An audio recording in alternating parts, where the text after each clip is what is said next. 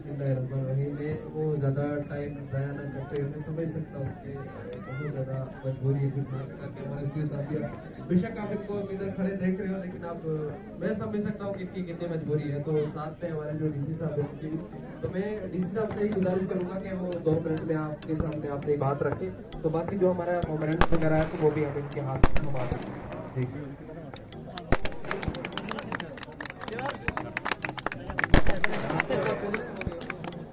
मंच पे मौजूद मेरे साथ सीओ साहब, डीडीसी सुलेमान जो मेहमान हैं अपने डीडीसी मसलाही के खुसूसी मेहमान और साथ ही थर्ड टायर सिस्टम के, पहले तो मैं मुबारकबाद देता हूँ कि एक तो आप लोग थर्ड टायर जो पंचायत का है उसके साथ वाबस्ता है और वहाँ पे आप कामयाब होकर लोगों का जो एतमाद था वो जीत के जो है इस लेवल पर पहुंचे हैं और इस लेवल पे भी आप लोगों के साथ इतने जुड़े हुए हैं, इसके लिए आप मुबारकबाद के मस्तक हैं और मैं आपको मुबारकबाद पेश करता हूँ।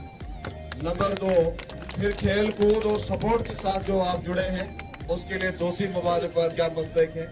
और जो साथ में आपने आते ही एक प्लान के तहत आपने मुझे इस रास्ते से लाया, उसके लिए भी आपका मैं मशहूर हूँ कि भाई आप दिखाना चाहते थे कि भाई यहाँ की जरूरत क्या है।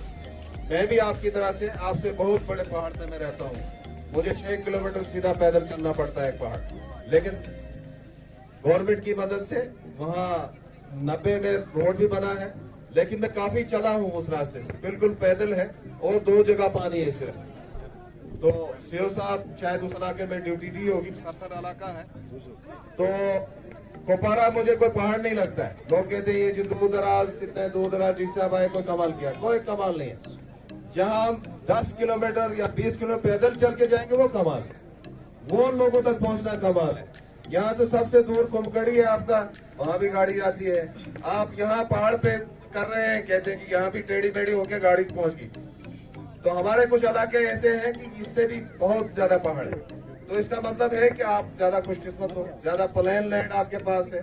अब लैंड का आते ही मैंने आपके डीडी साहब से पूछा कि भाई इसका स्टेटस क्या है, उन्होंने कहा नहीं इसमें मिल्कियती जमीन है, और अभी नायब साहब यहाँ थे तो उसने पता किया कि इसमें कुछ स्टेट लैंड भी है। तो अगर आपके लोग डीडी साहब को एतमाद देते हैं, उनको लिख के देते हैं, तो हम तुरंत इसका एक डीपीआर आपके स्टेडियम के लिए बना के गवर्नमेंट को भेजें।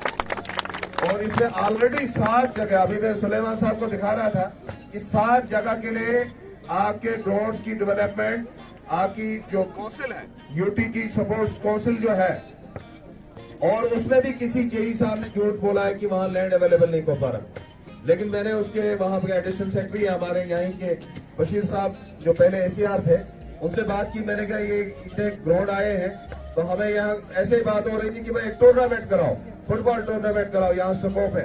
कुपवारा में पहले बहुत खेलते थे फुटबॉल लोग। उन्होंने कहा जी मैंने तो ग्राउंडों के लिए वहां भेजा था, मुझे कहा वहां लैंड ही नहीं। मैंने कहा खुद एसीआर रहे हैं तो लैंड है कि नहीं है आपको पता होना चाहिए। कहता जी उस जेई को मैंने कहा कि आप झूठ बोलते हो और आप गए ही नहीं हो। मैंने कहा मेरे पास आए नहीं कुछ नाउ ग्राउंड, अभी मेरे पास व्हाट्सएप पे लिस्ट है, अभी मैंने सुलेमान साहब को भी दिखाई, आपका 10वां ग्राउंड हो जाएगा, इसका डीपीआर बना के भेजेंगे। लेकिन उसके लिए आपने सिर्फ जो जिनकी मिल्कियती जमीन है ऐसे नहीं ली जा सकती, उनका बाज़ाब्ता रेजोल्यूशन होना चाहिए। आप कहोगे फिर कंपनसेशन, फिर वो लंबा मसला हो जाएगा, कब लैंड एक्वायर होगी, या इसमें सीडेड लैंड हम देखेंगे कितनी है, उसको फर्स्ट फेज में करेंगे, एक्विजिशन का सेकंड फेज रहेगा, प्लस रोड जिस रोड से हम आए, तो ये हम सीडेड के साथ ही रोड का भी प्रपोजल डालना पड़ेगा। तो इंशाल्लाह अगली बार जब अगले साल आप एक ऐसा ही टूर्नामेंट खेलेंगे, उस दिन तक कुछ न कुछ काम यहाँ हुआ होगा और हम अपनी तरफ से पूरा जोर लगाएंगे। हम स्पोर्ट्स डिपार्टमेंट को भी कहेंगे, स्पोर्ट्स काउंसिल को भी कहेंगे, कुछ पैसा इनकी तरफ से आए, कुछ स्पोर्ट्स काउंसिल की तरफ से आएगा, कुछ DDC BDC 14th FC 15th FC का लगेगा, तो एक बहुत बड़ा शानदार ग्राउंड आपका बनेगा। लेकिन जिसमें मिल्कियती जमीन अगर बीच में कहीं है तो उन लोगों को भी कुर्बानी थोड़ी सी देनी पड़ेगी। जहाँ कुर्बानी लगती है वहाँ पे कुछ वजूद में आता है।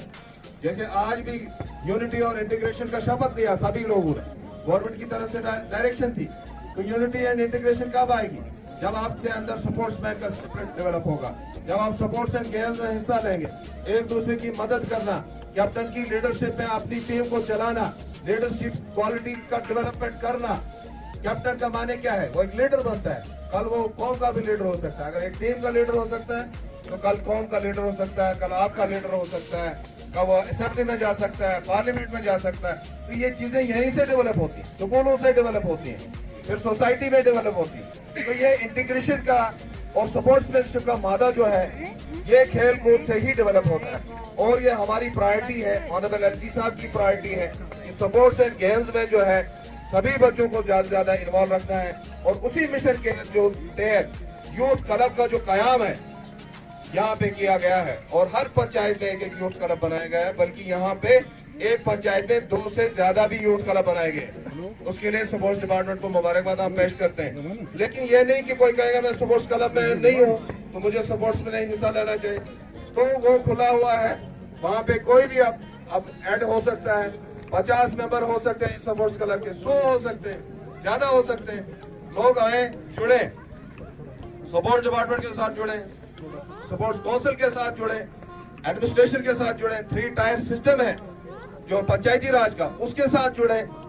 और खासकर आर्मी और सिक्योरिटी फोर्सेस का मैं यहाँ पे जिक्र करना चाहता हूँ, जो सद्भावना के तहत और उसके अलावा भी सोशल एक्टिविटीज में जो ये पार्ट प्ले कर रहे हैं और हमारे बच्चों को, हमारे नौजवानों को ड्रग एडिक्शन या दूसरी एक्टिविटीज जो है उनसे दूर कर रहे हैं और टुवर्ड्स गेम्स एंड स्पोर्ट्स ला रहे हैं।